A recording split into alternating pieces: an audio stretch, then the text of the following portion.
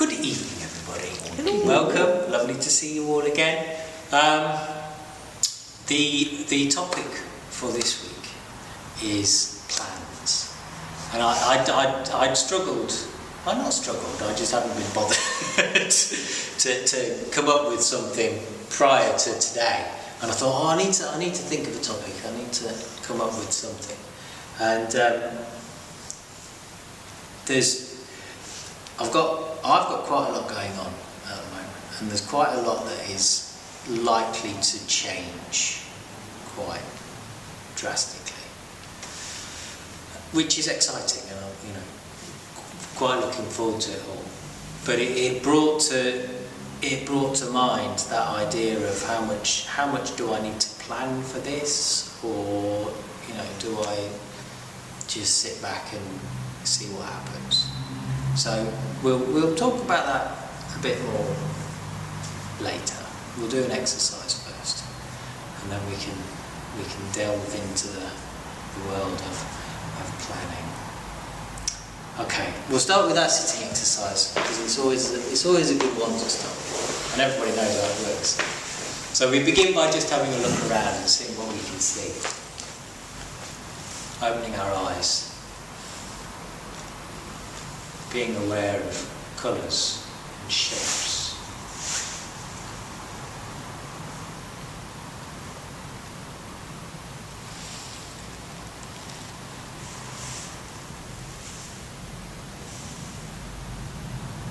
And when you've had a look around, you may close your eyes and bring your awareness to your body and what you can feel. And we'll start at the top. And I invite you to become aware of your head. Your head resting on your neck.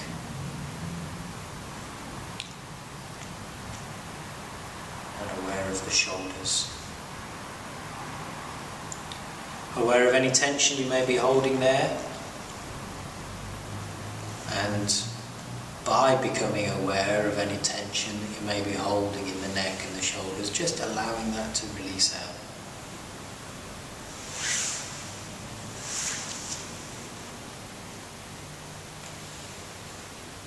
Aware of releasing down through the arms, down to the fingertips.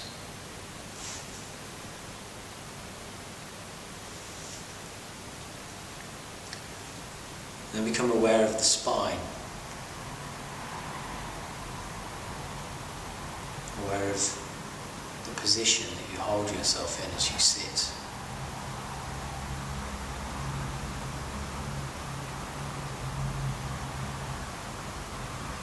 Aware of the pressure of gravity pulling down through the spine, down into your bottom, pressing into the seat.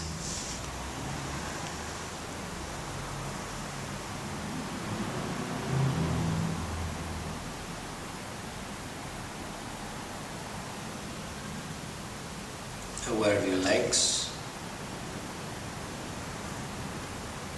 Pressure on the backs of your thighs.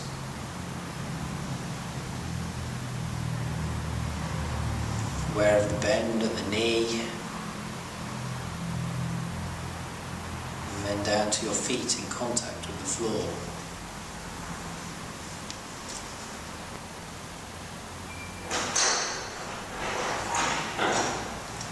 Aware of the clothes against your skin. Sorry, You're Pardon? Oh dear. Every single road we went down was one place.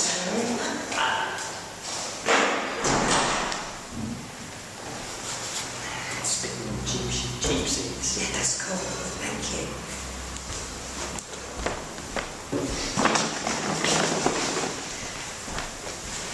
Thanks, Julie. Cheers.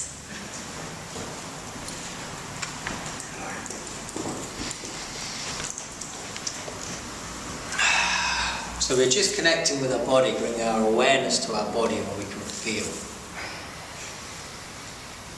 Aware of the clothes against our skin.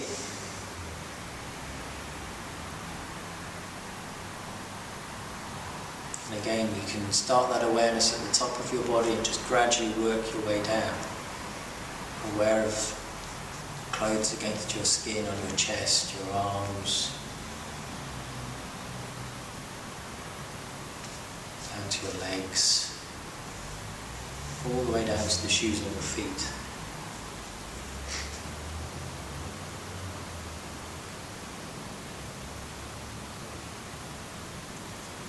And then become aware of the movement of air against your skin,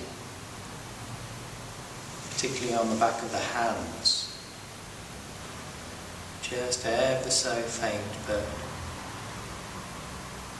perceptible.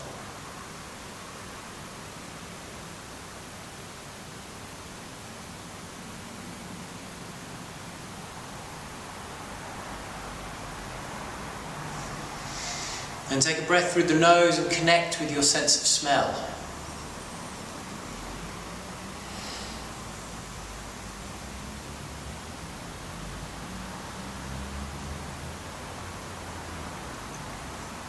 And then taste. We're not tasting anything in particular other than being aware of the taste that is in your mouth at this moment in time.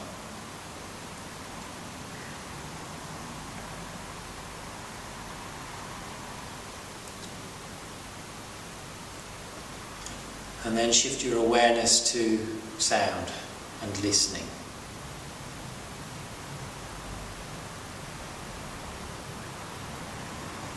And for the next few moments, just be aware of sound as it happens. And if your mind wanders, just bring it back to listening.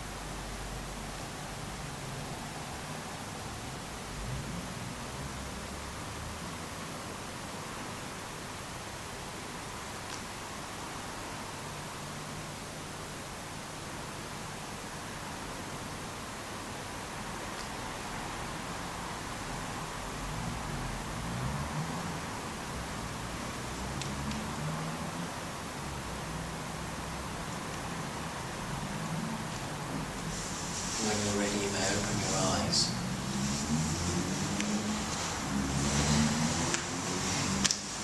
So the topic of this week is plans. Best laid plans have gone paper. Well, there is that, isn't there? See, they say that, don't they? Best laid plans. And they always go to pot. So that's something we can touch on. I'm probably the worst person to sit here and talk about planning and plans because I'm atrocious when it comes to that. You know, I have been involved in project management no end of times throughout my life, and it's just not something that I'm any good at. Why people insist on trying to make me do it, I don't know. You know, I know my strengths, and that isn't one of them. But we do make plans. We do make plans, and it's not a bad thing to do. It's not a bad thing to have a plan so that you feel as if you have some direction. Because I suppose if you are mindful and fully embrace a mindful way of being, then you could argue, oh well, there's no need for plans because plans are future-based. Plans are all about what's going to happen in the future, and the future hasn't happened. and best laid plans and all that go to pot. So what's the point in having a plan? Because the only moment in time is this moment, and you can't plan in this moment, because it just is whatever is happening, whatever situation you find yourself in. That is what is happening. You can't necessarily plan for that. But for me, I think there's a danger then that you become that airy-fairy hippie type. You know, and I've mentioned that before, and that's not what mindfulness is about. It's not about just kind of going through life, not caring and not giving any consideration to anything, because whatever happens, happens, and it doesn't matter. Because that's not strictly true. You can't, you can be just as, I think you can be just as blind to what's going on around you if you approach it in that way, rather than, as blind as the person who potentially sticks rigidly and rigorously and scrupulously to some plan that they've detailed and formulated.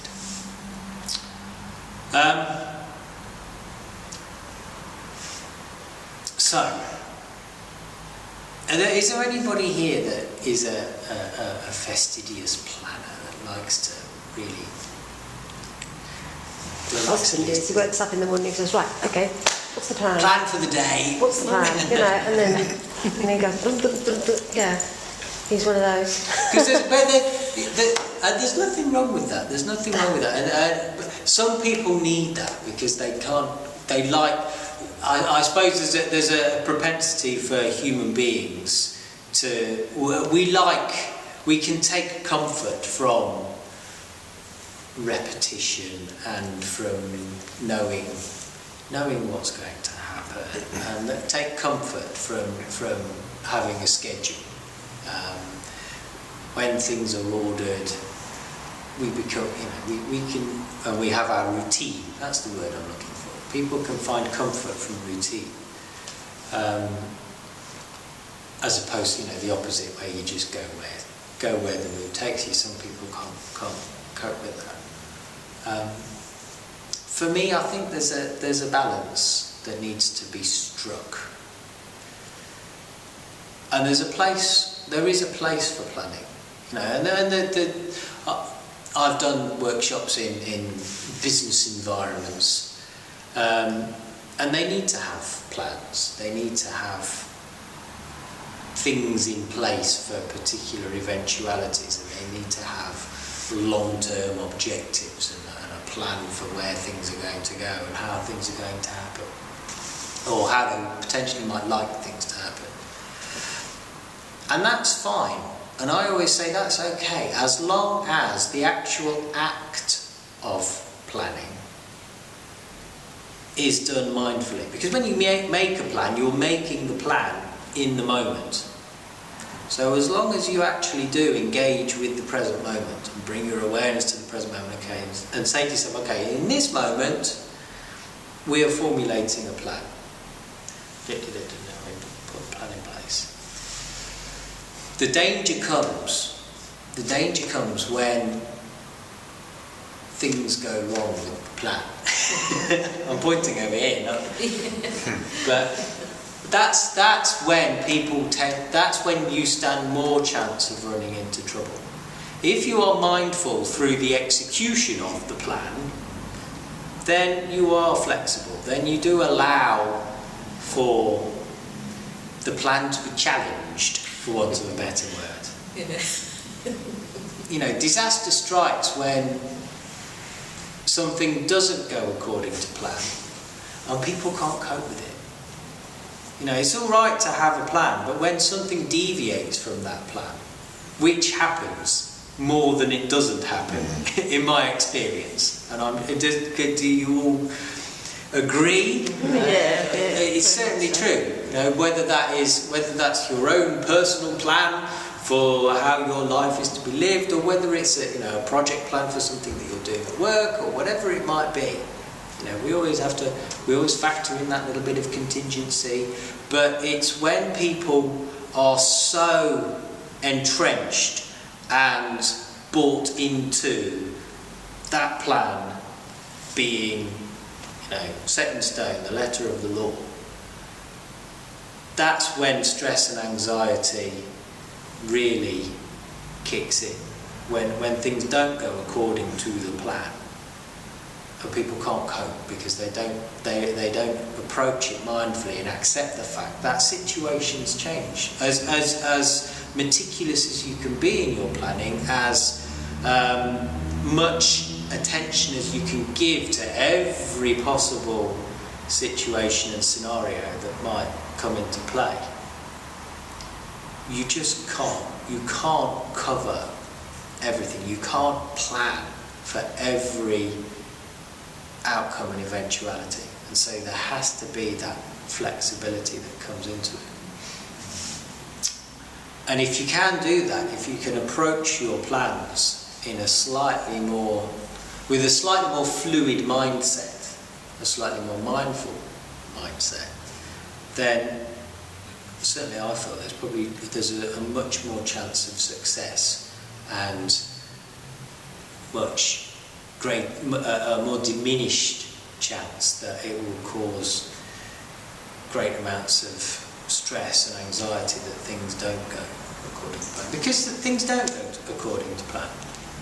And we do get fixed in our heads, this is what we're going to do. Well, even if it's just your lazy Sunday and you think, right, we'll get up, I'll pop to the shop, we'll have a nice fry up, I'll get some eggs, a bit of, some mushrooms, a bit of tomato, we'll have a nice fried slice, and I'll buy the Times, and we'll do that, and then we'll have a walk, and then, even if it's that, and then while the mushrooms are being grilled or fried, whatever is your mushroom of choice, mushroom preparation method of choice, the phone rings, and it'll be, can you just? And that's like, well, that's the Times out the window, and that's my lovely walk to the pub for lunch out the window. And that could become a source of frustration and anxiety, or you can be mindful and it becomes an opportunity. It's an opportunity for whatever, an opportunity to learn something, an opportunity to help somebody, whatever it might be. Because there are a lot of people, and I've known them and seen them and been related to them, who become very boring just because they have this fixed plan. I have a friend who's planning a wedding, and every time I see her, she's planning everything down. I'm doing this, doing that, and I don't know. Every time I go, it was so many weeks, and it's not the hour yet, but you know what I mean. But then there ends up being so much disappointment, doesn't there? Well, I'm excited for her. But, I'm sure. And an event like that does require an amount of planning because it can quite easily just descend into turmoil and chaos. But she's a bit like that. This is what's happening on that day. She's on camera. Oh, I haven't said no her names name. have been mentioned to protect. In order to protect the identity of the guilty parties. It's not my wedding, but it could be anybody's. No personal information will be divulged. But I say good things you still have to plan for, don't you? Yeah. But it's that fixation on the outcome as well, isn't it? When you place too much emphasis on how it's going to turn out in the future, or it's going to be like this, and it's going the wedding, for example, it's going to be the fairy tale wedding, and this will happen, that'll happen, and it'll be perfect. And then and then the best man gets drunk and says something inappropriate to Auntie Vera, and the whole thing starts to descend. That's life, isn't it? And exactly. But it can lead to so much disappointment. And I've seen it so many times from people when they are so entrenched in this idea that they build of how their planned events are going to unfold. Again, it could be like if you plan something, you have an expectation of what's going to happen. Yeah, you do. And when you get expectations, you set yourself up with disappointment. You do. Having said that, if you don't plan, then you're drifting aimlessly like this hippie you're talking about. That's it. I think that's the danger. That's the danger. If you don't, that's it. It's okay to have a plan, but you have to just think of it more as a guide. I see it like a forecast. Yeah. It's a sales forecast, a weather forecast. You can guarantee it's going to be wrong. Yeah.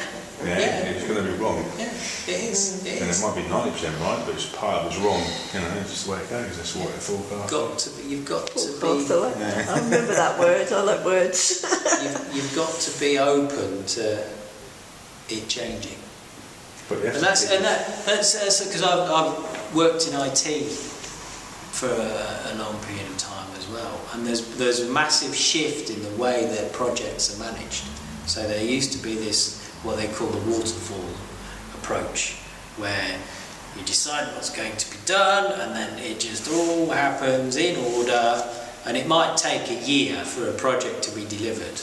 And then at the end of that time you go, ta-da, we've done it! And everybody turns around and goes, that's not really what we want. You're like, oh, great. So now there's the new way, is the agile methodology, which is about breaking things down and doing it in what they call short sprints. So there'll be a little time box, 3 or 4 weeks. And you go, okay, what can we do in these 3 or 4 weeks? Well, we can do this. Okay, we'll do that, and then we'll ta-da that bit. Yeah, break it down. And the client can look at it and go, oh yeah, that's good, but we need to do this, or we just want to change that a little bit. And then you go, okay, well that's fine, we'll put that into the next sprint, and we'll do a bit of that, and then we'll do some new stuff as well, and we'll develop that. How's that? And they go, oh yeah, that's good. So there's that continuous development. Kind of like small steps, yeah, maybe. Lots of small steps. Improving the process. That's it. I like small Instead steps. of, when they do a building, they get to the end of the building, and then they go around and they just do the snag list. And they look for all the things that are wrong with it, and they build up this massive snag list. And then it takes forever to get through it. And it never seems to get to the point where they can actually inhabit the building, because this needs to be done, this needs to be done, this needs to be done. But that approach now, of certainly within IT, of breaking everything down, and people being able to see what's being done and what's happening all the time, means that at the end of it, on the wedding day, there isn't the big ta-da, because it's, you get to know the groom, don't you? Yeah. Over that thing, before you marry him, you don't just turn up at the church and then there's a big ta-da, and you go, oh.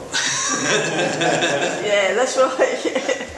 The plan in my head was for a Prince Charming, and the reality is, that's it, a slightly overweight bald person. Not that there's anything wrong with slightly overweight. I know it's very nice. For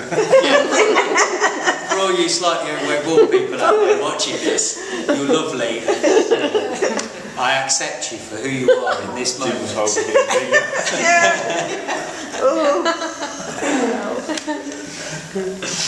Oh God, yeah. Plans.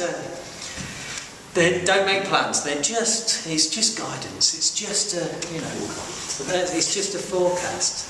And I suppose it reminds me of, I can come back to you ladies with your detours and your routes, and you do, don't you?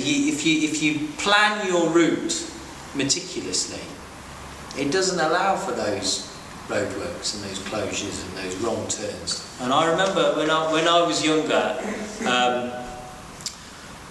my best friend at the time, he had a Ford Capri, and we used to go off on on adventures, drive down to Wiltshire, or let's go and visit Avebury and look at the stone circles down there, whatever. And he'd just give me the map, because this was pre-sat nav. It was great. He'd just give me the road atlas, and he'd go, this is where we're going, take me there, you just point and I'll drive. And if I missed a turning, I was pretty good actually. I was not bad at map reading, but we used to really go off the beaten track, and I'd be following these little tiny white roads, and you'd miss the odd turning, and he'd say, it was great because he'd say, it doesn't matter, there's always another way.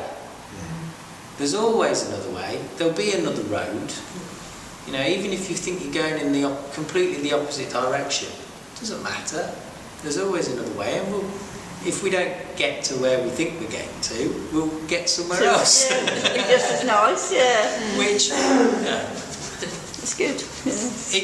it was good because, you know, we weren't meeting somebody at a particular point in time time and place, so there was less pressure.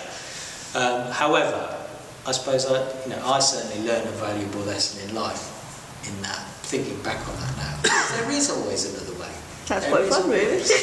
There is I had always. the opposite experience of you guys tonight. I had to go and pick something up from Lyddon and going through Coldgroup, and it was chaos. Dover was chaos tonight, all day from chaos. And I looked on Google Maps and there's all these red bits like congestion. Oh, shit. So I planned a route through Dover that I could take and get out to some little roads, and then I said, well, I'll just wait till I get a bit later on in the day and it might be all change again, you know, and it did. And I took the route and I followed I just trusted Google Maps. And I'll tell you what, my side of the road was nothing on it. The other side of the road was chock-a-block. And it was perfect. Unbelievable. Everything has a way of working itself out if you just let it. Yeah. You know, I suppose that's the thing about plans as well. If you force it, you know, if you are absolutely entrenched in it and you think I've got to follow this through and it is absolutely down to me to push it through, again, it can be a source of great frustration and anxiety. But if you do allow yourself to trust in whatever you want to call it, trust in whatever you want to call it, I remember that. Trust in the cosmos, because things have a way. Maybe we call it time. Maybe it's the passage of time. Maybe it's the passage of moments from one moment to the next. The movement of energy through those moments has an impact upon the way things pan out. And as long as you stay mindful and stay positive, then things have a way of working themselves out and being all right. You know, it's like, I remember being that child, walking home from school, trudging up the hill with my heavy bag full of books and the rain coming down and cold and dark. I'm thinking, I just want to get home. I'm cold, I'm wet, tired, I'm hungry, this bag's heavy. But saying to myself, look, you know, the point in time will come, the moment will come very soon when you will be at home and you'll be watching Blue Peter and your mum will be cooking your tea and you won't give a second thought to that long trudge up there. Make it sound like the Hovey sound. It wasn't a cobbled street, but it was in Nottingham, so it was a fairly big hill. It was a significant incline. And it did, you know, I got to the top of the hill, and I always got to the top of the hill. Every day I got to the top of the hill, got home, you know, and had my tea and everything was all right. And it does, eventually. Let things run their course and stay positive and keep moving. It's when you stop. Or it's when you think, oh, well, this isn't going to plan, so I'm just going to sit down on the side of the road and feel sorry for myself. That's when when you have that little breakdown. You didn't find yourself sat on the side of the road sobbing. No, you didn't. You carried on. Oh, it's another road we can't go there. But you got here. But you got here. Yes. You got here. Good. It's good. Okay. Right. Well, I don't know if we've sorted plans, but you've certainly got my take on it now. But it's funny because I was talking to. It was a while back. I was talking to somebody else about it, and they're a planner. They like a plan. They like a colour-coded plan. They like it lots of dates, everything. They love it. You know, not impartial to a bit of a Gantt chart, and it all, you know, nicely fixed. And they were saying, but you know, what you do with your mindfulness is completely at odds with this. How does plans fit into what you talk about with your being at the moment? Because obviously a plan is all about eventualities and activities in the future. And I said, well, because planning's fine, as long as because when you create the plan in the moment, rather than being too obsessed with past and future when you're doing the active planning. Make the plan come from a mindful place, so that it's informed by. I think you have to draw from the past a bit when you make a plan to know how long things take to do. But that's where we do. We learn. We always learn, and you do learn from the past. You learn from your experience, but it's how you bring it out. You have to bring it out mindfully in this moment. And you're bringing it out as knowledge, bringing it out as... I have learned that you have to, is it the feeling, if you're going to cry or whatever, to get that release. Yeah. I have learned that, which is good. Really. Yeah, and accept it as well. Accept it, yeah. Be aware. And move on from that to whatever happens next. Yeah. Certainly don't bury it down. Hang on to it, yeah. As soon as you start trying to hang on to it and bury it down and think, oh, you know, this is the way I felt before, and I don't want to feel this way again, so I'm going to suppress it. That's when it starts to eat away at you and cause real problems. It doesn't matter whether you felt that before. You know, that's how you feel now. Exactly. Yeah. If you feel a bit teary and a bit overwhelmed, accept it and say to yourself, I'm feeling a bit teary and overwhelmed in this moment, regardless of whether you felt the same way last week. And in this moment, and then,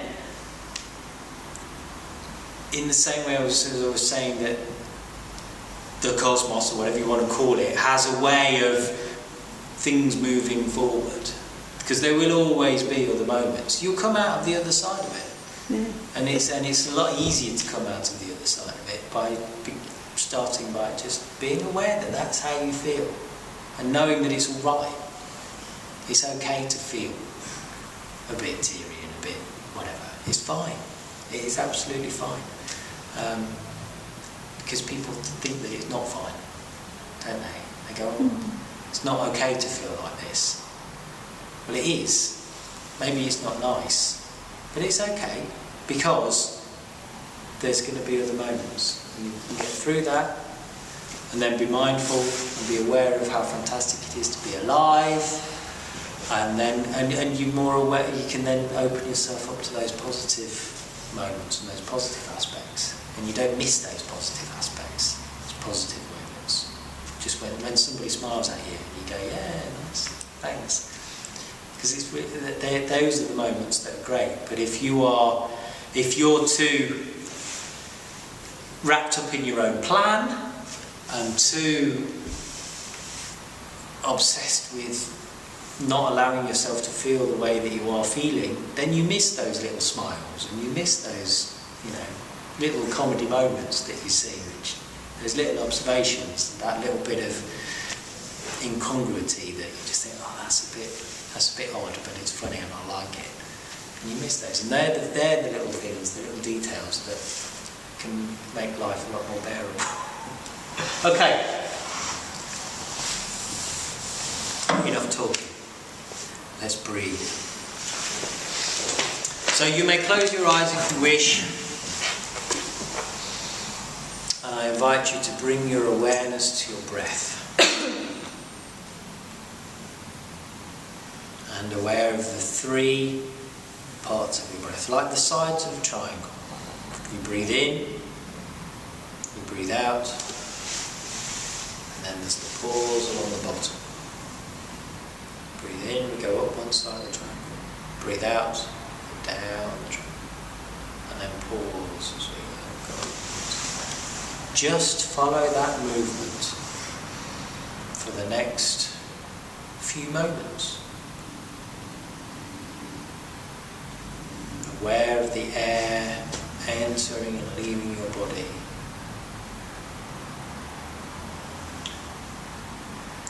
And allowing yourself to connect with the stillness in the pause between breaths. And I'll invite the bowl to sound as you maintain that awareness of your breath.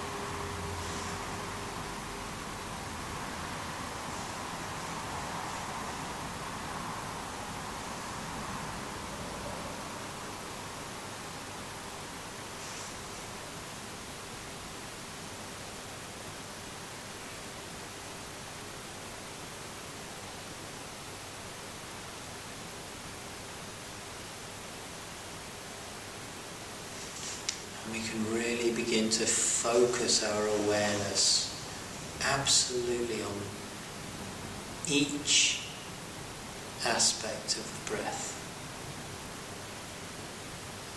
When we breathe in, we're acutely aware that we are breathing in. We feel the air enter the body, and we feel the movement in the body.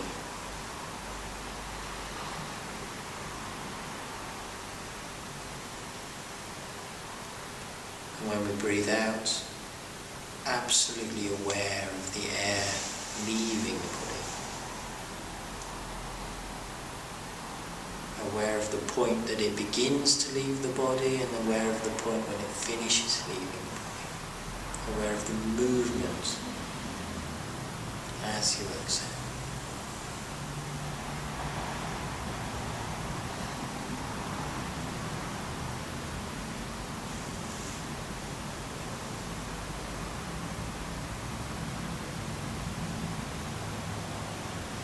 And then absolutely aware of that pause.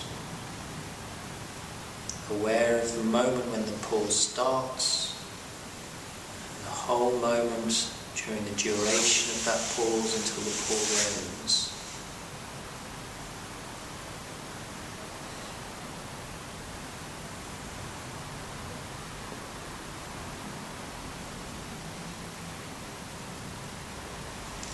I invite you for the next few moments to absolutely connect with the stillness, aware of the stillness in your mind and your body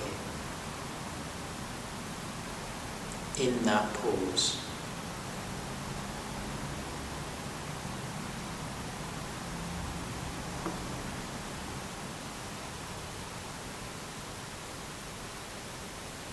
When all there is awareness of the stillness within the pause.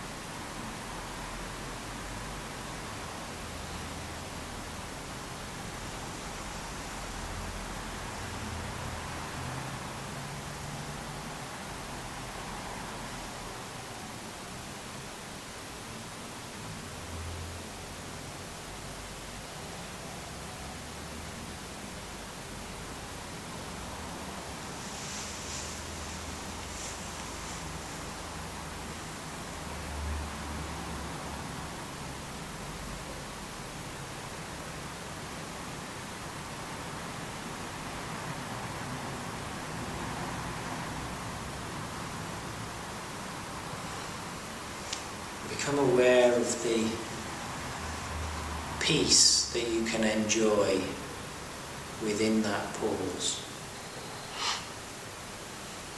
When you're just being alive, everything is still.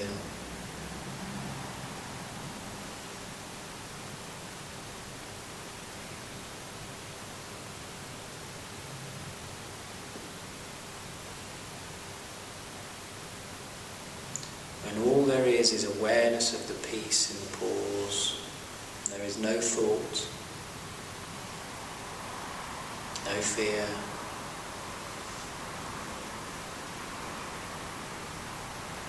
no anxiety, no judgment.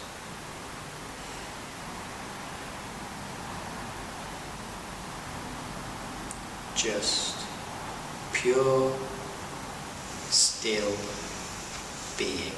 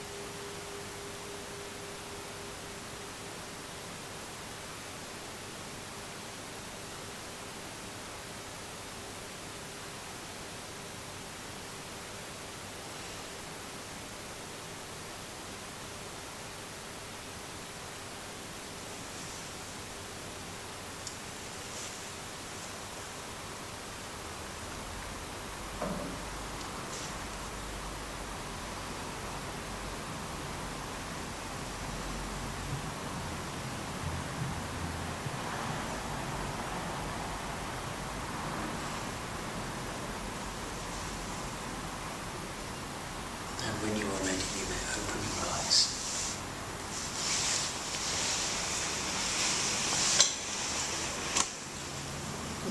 I think Carol's gone to sleep. No, she hasn't. Sorry, folks. It's all right, don't apologise. Thank you, everybody. Thank you. Thank you for coming. Lovely to see you all. And I'll see you next time. You know. Plan. Right. Is it? No, it's not. There is a plan, because he wants you all to come back next week. I don't know what's going to happen.